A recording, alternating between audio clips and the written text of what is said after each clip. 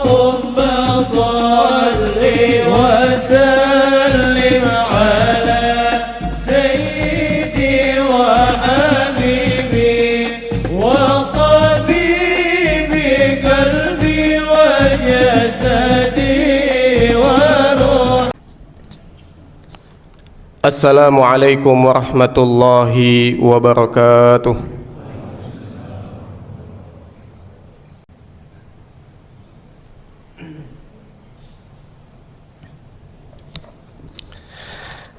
Alhamdulillahilladzi anzala as-sakinata fi qulubil mu'minin liyazdadu imanan ma'a imanihim.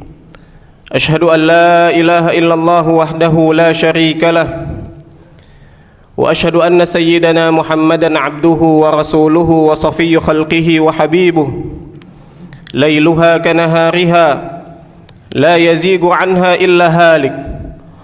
Allahumma fasalli wa sallim wa zid wa barik ala sayyidina Muhammad wa ala alihi wa ashabihi wa man tabi'ahum bi ihsanin ila yaumil mi'ad.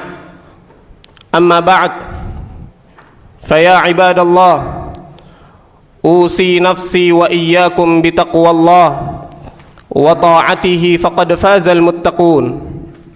Faqad qala Allah ta'ala fi kitabihil karim wa huwa asdaqul qailin, a'udzu billahi minasy syaithanir rajim, bismillahir rahmanir rahim. Ya ayyuhalladzina amanu taqullaha haqqa tuqatih wa la tamutunna illa wa antum muslimun. Shadaqallahul azim. Jamaah kaum muslimin sidang salat Jumat yang sama-sama mengharapkan ridha dan kasih sayang dari Allah Subhanahu wa taala. Alhamdulillah, kita bersyukur kepada Allah Subhanahu wa taala pada siang hari ini, di tengah aktivitas kesibukan keseharian kita, Allah Subhanahu wa taala masih menggolongkan kita sebagai orang-orang yang mampu memenuhi panggilan Allah Subhanahu wa taala.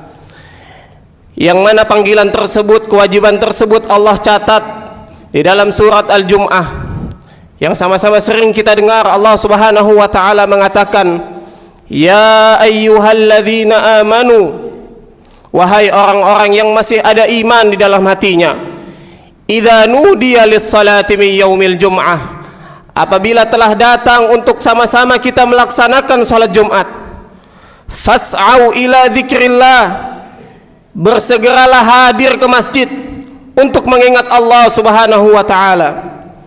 Dzalikum khairul lakum wa dzarul bai', dan tinggalkanlah jual beli, tinggalkanlah aktivitas perdagangan kalian, tinggalkanlah perkantoran kalian, tinggalkanlah kesibukan kalian.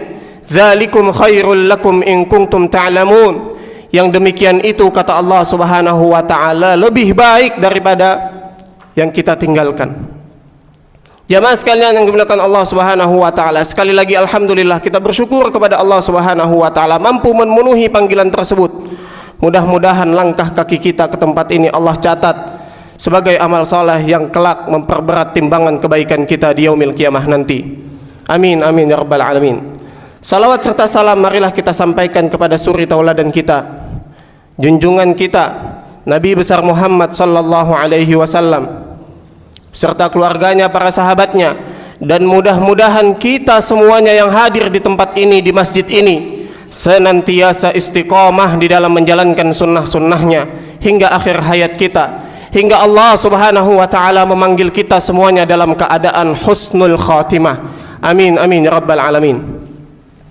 Jamaah kaum muslimin sidang salat Jumat Masjid Al-Hamra yang sama-sama mengharapkan ridha dan kasih sayang dari Allah Subhanahu wa taala. Satu kali Rasul sallallahu alaihi wasallam pernah bersabda di tengah-tengah para sahabatnya.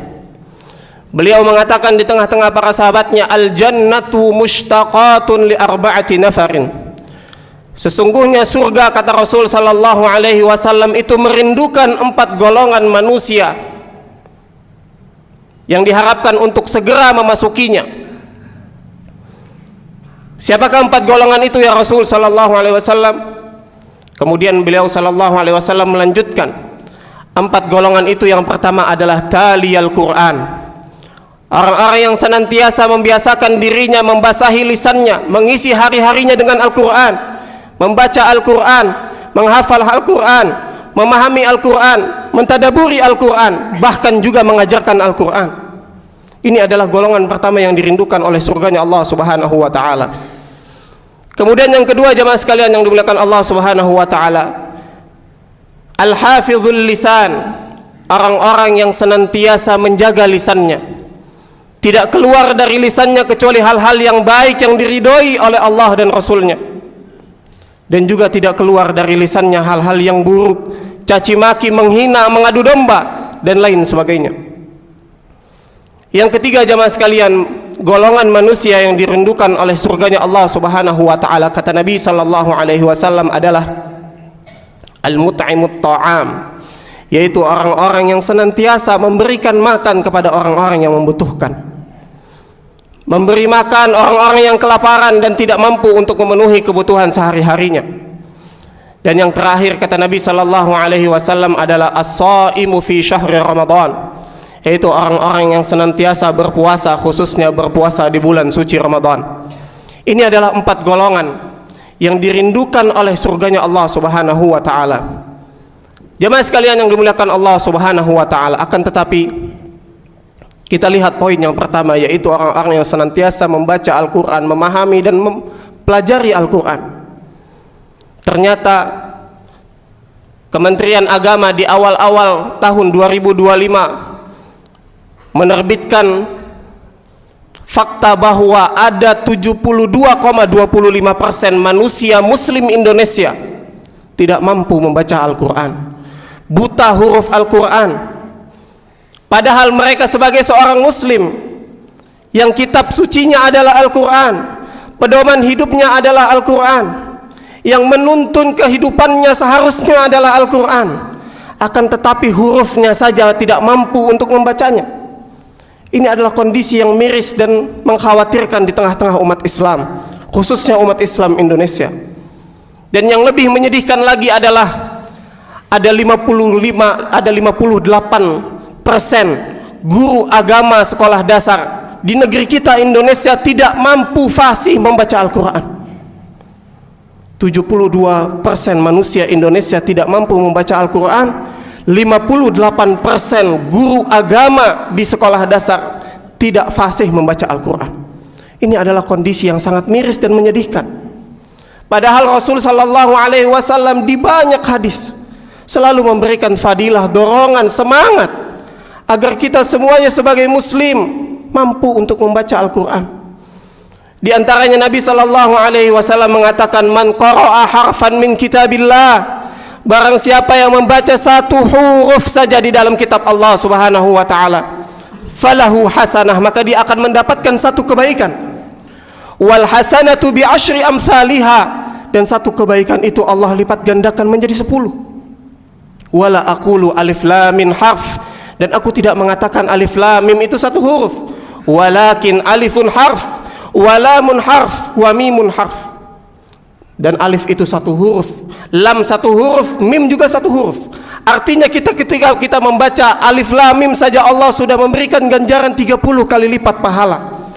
Bagaimanakah lagi kalau kita membaca surat Al-Fatihah, kita membaca surat Al-Baqarah, setiap harinya kita menunaikan membaca Al-Quran minimal 1 juz satu hari, kita menghatamkan Al-Quran 30 juz dalam 1 bulan. Pastinya pahala yang kita dapatkan jauh lebih luar biasa di sisi Allah Subhanahu wa ta'ala.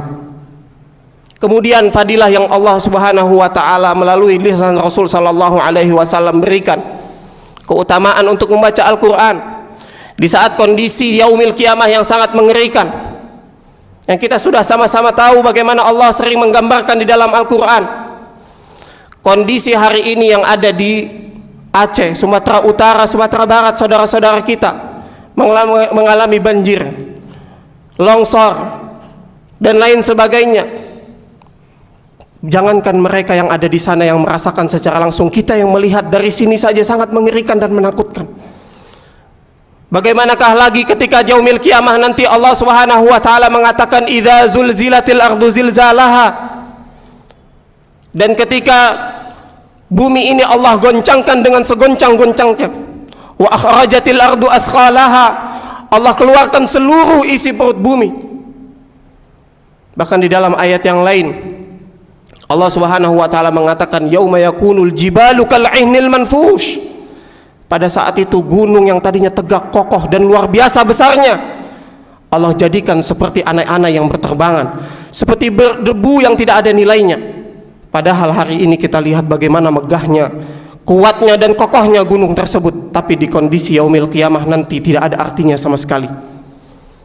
Dan di dalam ayat yang lain juga Allah Subhanahu wa taala mengatakan kondisi yang sangat mengerikan itu yang tidak ada mampu menolong kita. Yauma yafirrul mar'u min akhi, saudara kita akan lari dari kita. Wa ummihi wa abi, bapak ibu kita juga lari dari kita, tidak memperdulikan lagi kita. Wa sahibatihi wa bani, sahabat-sahabat kita yang sangat dekat di dunia tidak mampu menolong kita.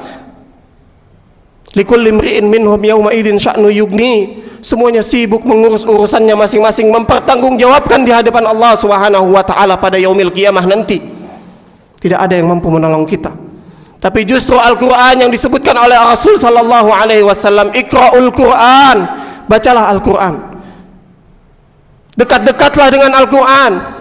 Hafallah Al-Quran, pelajarilah Al-Quran. Fa innahu ya'ti yaumal qiyamah, sesungguhnya Al-Quran nanti akan datang di yaumil qiyamah pada saat kondisi yang sangat mengerikan tadi, yang tidak ada yang mampu menolong kita. Ya'ti yaumal qiyamah syafi'an li ashabi, dia akan datang sebagai penolong kita, sebagai pembela kita di hadapan Allah Subhanahu wa taala. Akan tetapi kita masih sering mengatakan bahwa kita sibuk, tidak sempat memiliki waktu untuk membaca Al-Quran. Padahal di dalam hadis qudsi yang diriwayatkan oleh Al-Imam An-Nawawi di dalam kitab At-Tibyan, beliau mengatakan man syaghalahul Quran, barang siapa yang disibukkan dengan Al-Quran, senantiasa mempersibukkan dirinya dengan Al-Quran, membacanya, menghafalnya dan lain sebagainya, an zikri wa mas'alati, sehingga dia tidak sempat lagi untuk berdoa, tidak sempat lagi untuk berzikir saking sibuknya dengan Al-Quran. A'taituhu afdalu ma u'tiyas sa'ilin, aku akan memberikan kepada orang yang sibuk dengan Al-Quran tadi sesuatu yang lebih afdal daripada orang-orang yang selama ini meminta, mengharap kepada Allah Subhanahu wa taala. Artinya kalau kita sibuk dengan Al-Quran, harapan apapun khususnya di dunia ini apalagi di akhirat, Allah Subhanahu wa taala akan senantiasa penuhi.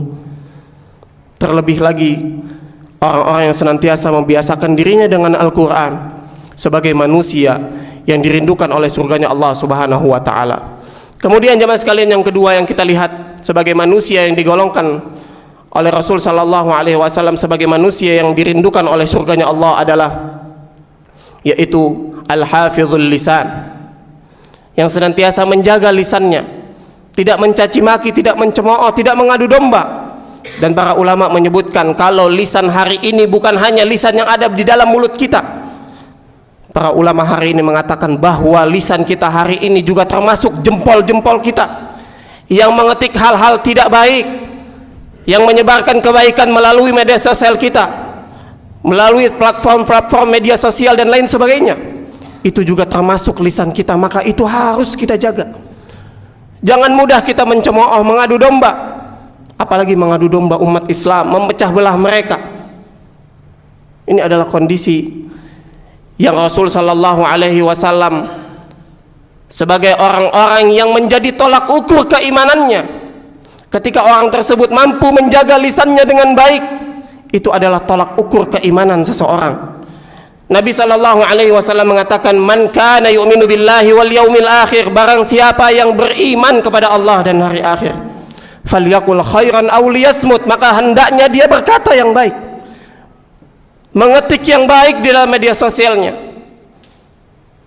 Kalau tidak mampu berkata dan mengetik yang baik, aw liyasmut, maka hendaknya dia diam, tidak mengeluarkan hal-hal yang tidak baik tersebut. Artinya kalau Rasul sallallahu alaihi wasallam mengatakan memulainya dengan man kana yu'minu billahi wal yaumil akhir, barang siapa yang beriman kepada Allah dan hari akhir, maka hendaknya dia berkata yang baik atau diam. Artinya adalah ketika orang tidak mampu menjaga lisannya, tidak mampu berkomentar-komentar yang baik di media sosialnya, justru keluar kata-kata yang tidak baik, itu menunjukkan kurangnya keimanan dia di hadapan Allah Subhanahu wa taala. Dipertanyakan keimanannya dan kejujuran keimanannya di hadapan Allah Subhanahu wa taala. Dan mudah-mudahan kita semuanya mampu untuk menjaga lisan kita, menjaga media sosial kita, tidak keluar dari hal-hal tersebut kecuali hal-hal yang baik yang diridhoi oleh Allah Subhanahu wa taala. Terlebih lagi kita akan mendapatkan sebagai manusia yang digolongkan oleh Rasul sallallahu alaihi wasallam sebagai manusia yang dirindukan oleh surganya Allah Subhanahu wa taala. Kemudian yang ketiga, jamaah sekalian, al-mut'imut ta'am, orang yang senantiasa memberikan makan kepada orang-orang yang membutuhkan. Satu kali Rasul sallallahu alaihi wasallam pernah ditanya, "Ayyu a'malin khairun ya Rasulullah?" Amalan apa yang terbaik ya Rasulullah? Kemudian Rasul sallallahu alaihi wasallam mengatakan, "At'imut ta'am," berikanlah makan kepada orang yang membutuhkan. Kalau hari ini ada saudara-saudara kita yang teriak membutuhkan makan, membutuhkan bantuan di Aceh, di Sumatera Utara, Sumatera Barat, kita yang dilebihkan oleh Allah Subhanahu wa taala, berikan kepada mereka. Bantu mereka. Sisihkan sebagian dari rezeki yang Allah Subhanahu wa taala berikan kepada kita untuk mereka.